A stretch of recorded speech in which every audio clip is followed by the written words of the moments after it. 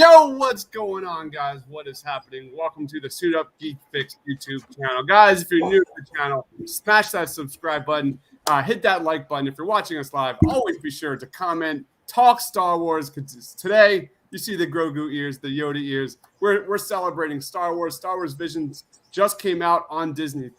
Today we are reviewing episodes 1 through 3. It's going to be a blast. Let's start off.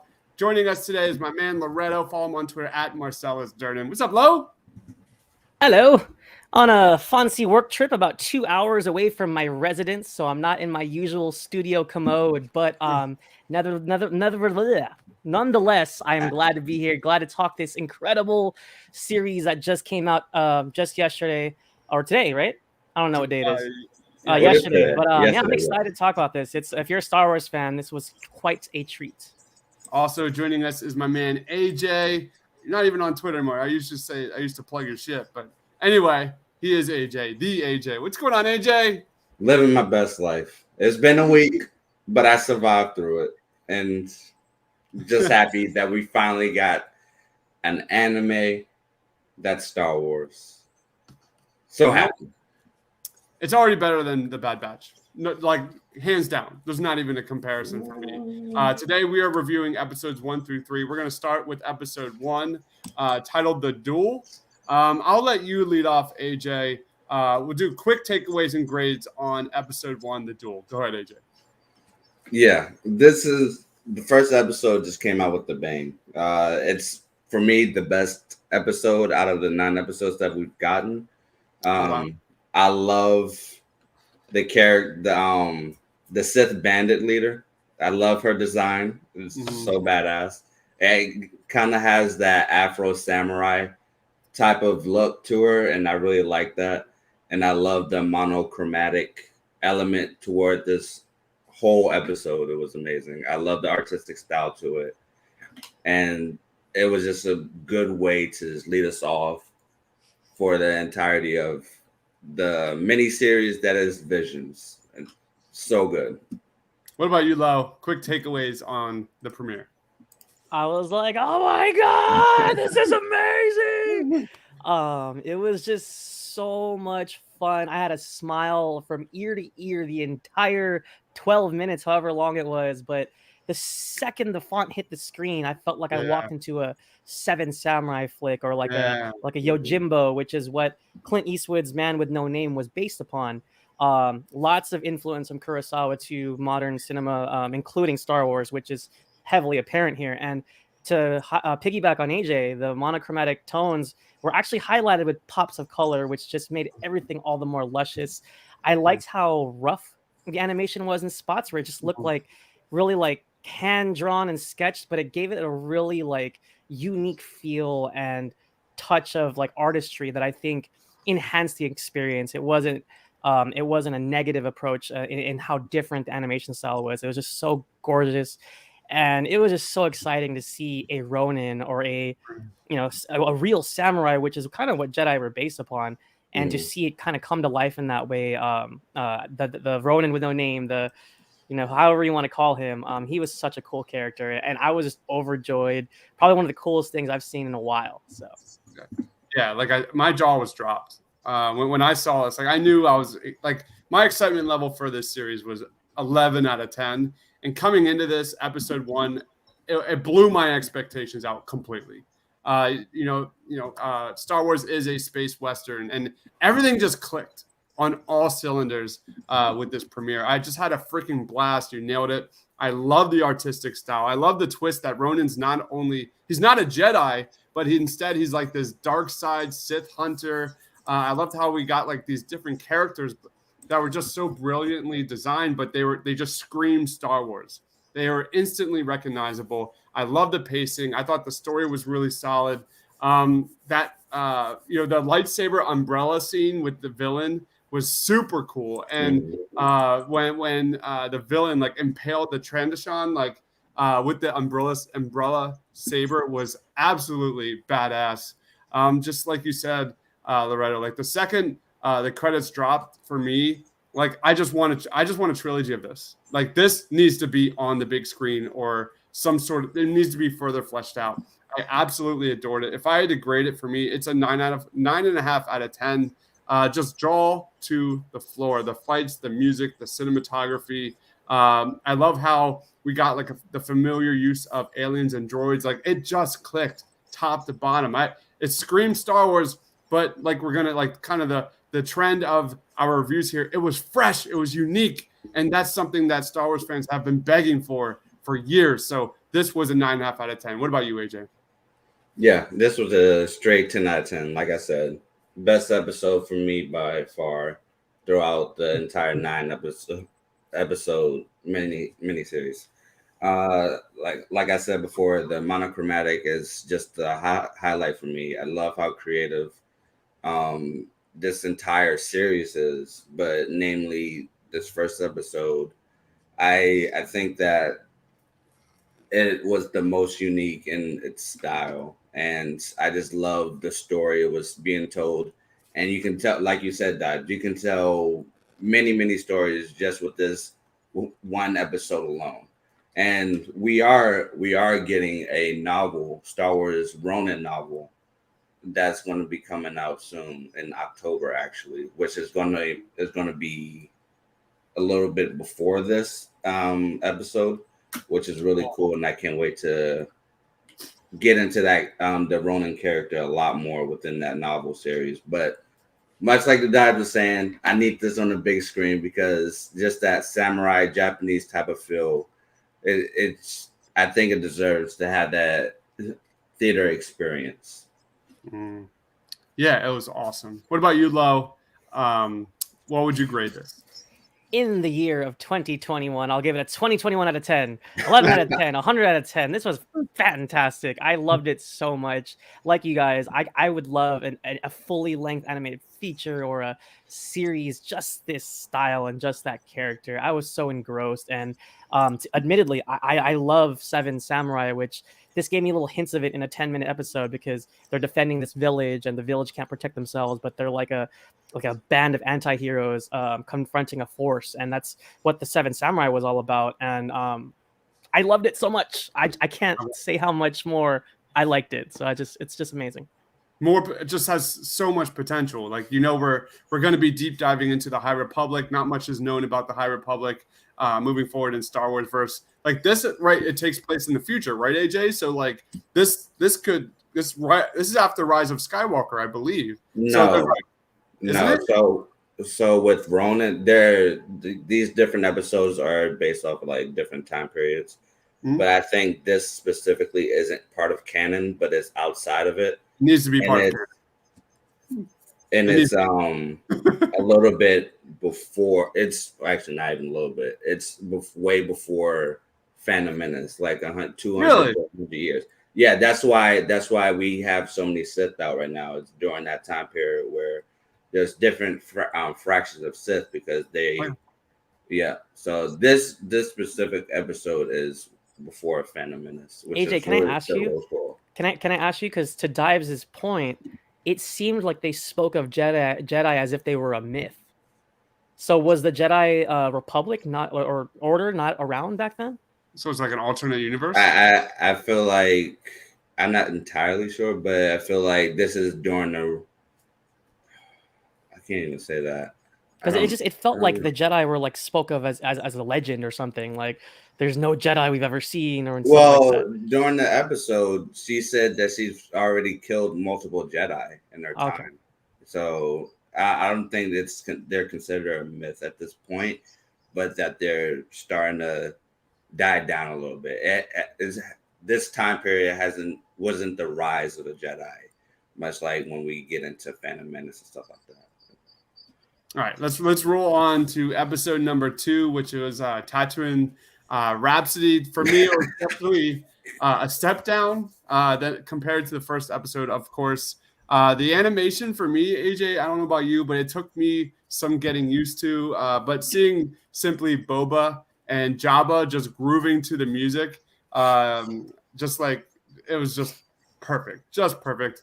I love the fact that we got a story about a guy that says like fuck the Jedi, fuck the Sith. I just want to jam. I went straight to Jack Black in School of Rock when it was like one great rock show can change the world. And that was just kind of my take. I love the fact that we're seeing Star Wars through a different lens. There's no like space wizards. There's no galactic wars going on. Just some people loving making music. I thought it started out a little slow, but it really crushed it there in the last few minutes. We'll go backwards. Loretto, quick takeaways on episode 2? I loved it so I much. I knew he was gonna love this one. I loved it so much, and even more so, like, not more so than the first one, but just in a completely different manner. This was like a mashup of like Guardians of the Galaxy, Scott Pilgrim, and like you said, School of Rock or something. Like, it's just completely flipped the Star Wars like stories on its head and did something really fun and unique. And I liked that the singer himself was like a lost youngling or Jedi, a Padawan, and he found this family that all they want to do is play, go on tour and stuff. And as an ex-musician, that spoke to me. The music was great. It was really fun songs, and seeing, like you said, seeing Jabba like tap his tail and kind of just like jam out to this band. I never thought I'd be so happy to see it. And also, shouts out to Boba Fett for his cameo. Such a fun cameo and such a cool concept. Seeing him animated in that style, and I liked it a lot. I really liked this episode. So, what about you, AJ? Yeah, I love this episode. Not as much as the first one. I just think the first one's untouchable. But I really do love this animation style. It was produced by Studio Colorido. I think it's the studio's name, which they've done like Burn the Witch, which is an amazing anime. So I really do love this style because it fits their personality, the studio's personality. I really do like the vibrant colors and stuff like that within this episode. Jabba was awesome to see, like always. Really love Jabba. Boba, always awesome to see. And this is set, I think this is set after Revenge of the Sith and before or during Empire Strikes Back. Okay. So this time period we haven't seen much of, really. So just to see what was happening just outside the Skywalker storyline and just outside the Jedi and the Sith and the rebellion and stuff like that, it was really, really, for me, it was really good to see. It felt fresh. It felt unique. This whole series was just unique, basically.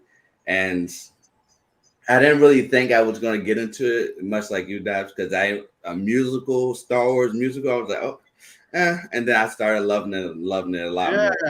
And right now, I just need a live action of Star Weavers in a live action movie. I don't care in what capacity.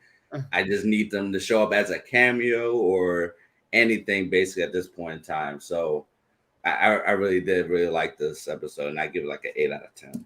Yeah, I'm pretty close. I'm at 8.5 out of 10. We've got Luke joining. So what's up? What's going on, man? We're talking Star Wars Visions today. Give us your thoughts on it. Yeah, let us know your thoughts on episode 2, Luke, and episode 1. We just reviewed episode 1. High scores, nearly perfect scores for episode 1 of Star Wars Visions. For me, I gave it episode 2 an 8.5 out of 10. I couldn't help but like just giggle. I was straight geeking out in the last few minutes of this episode with the music, and they're rocking out, and Boba and Jabba are rocking out. It was just so heartwarming. It was great. I love seeing Jabba in that different kind of light.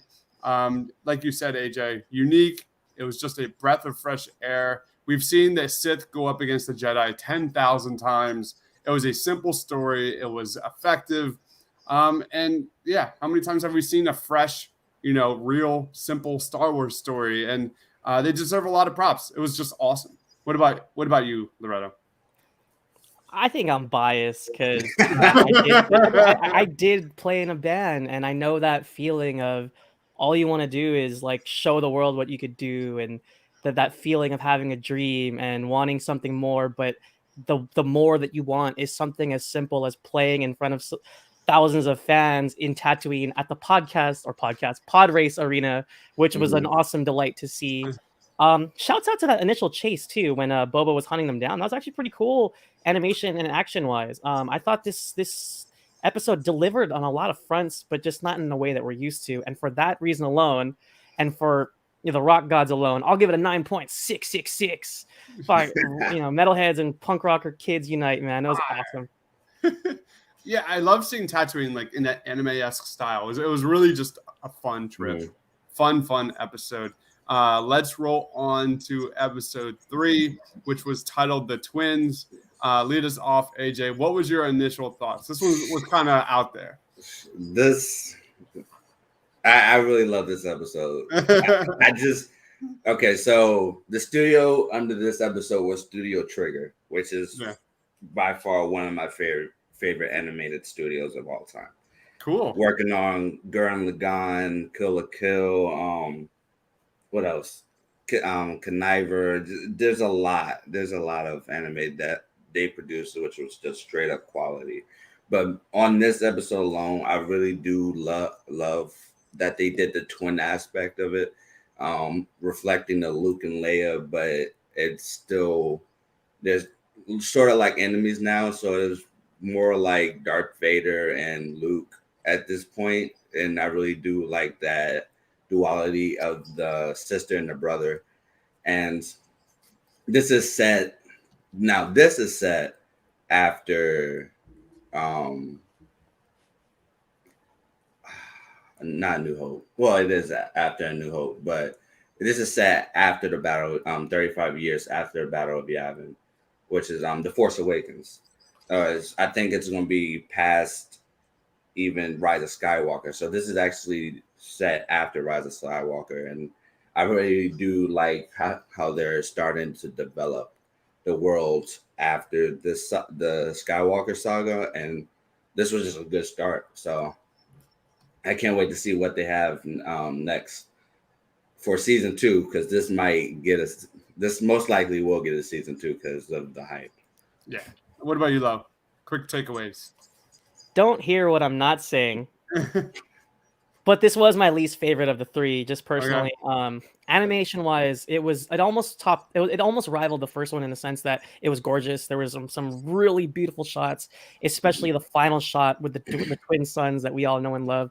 That battle on the Star Destroyer with the force pull of the Kyber crystal, seeing that back and forth, and just visually really stunning, especially that hyperspace jump reminded me of The Last Jedi very much. And my main issue though is some of the I think maybe it might be a Japanese to English barrier or something, but it's just the writing was a little clunky, especially some of the line delivery. But I liked the story that was told. I think the twins are a very interesting set of characters to explore, and I think there's a lot. I look forward to seeing more of them, but just initially, especially compared to the first 2, I didn't enjoy it as much, but still a fun and beautiful story to watch.